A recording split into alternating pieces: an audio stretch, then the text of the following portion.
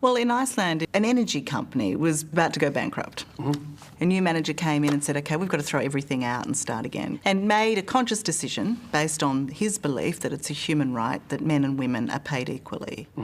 And so went out of his way to make the workforce within that company 50-50 as much as he could in terms of men and women being represented. So we're talking about engineers, we're talking about tradespeople, we're talking about in workshops, we're talking at the managerial level. If you hire 50% women engineers and 50% male engineers, then the women engineers are less qualified because the pool of engineers is lower among women. So you can't hire 50% women engineers without producing a decrement in the quality of the engineers, because this selection pool is too small. You can't do that on a large scale. You might be able to do that in one company. Yeah, and they certainly argue that it's not tokenism and they're not hiring second-rate women. They might argue that, but if you did it on a large scale, that's what would happen. Because look, you think about it mathematically. If there's 10 times as many male engineers as there are female engineers, and you insist upon hiring 50-50, then obviously the degree to which the female engineers are proficient cannot be the same as the degree to which the male engineers are proficient. It's mathematically impossible. So you're saying don't even try? No. I'm saying something much more specific than that. Now, one company might be able to do that for a short period of time in one isolated location.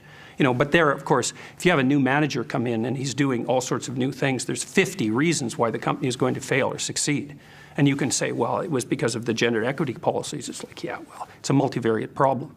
But they do point to the diversity now of the workforce, to improved morale, to improved strategies on how to come up with solutions, to their increased profitability. None of that research is credible. There's no evidence whatsoever that diversity as measured by racial or gender representation has any bearing whatsoever on creativity, productivity, outcome, any of the things you're measuring. None of that research is credible in the least.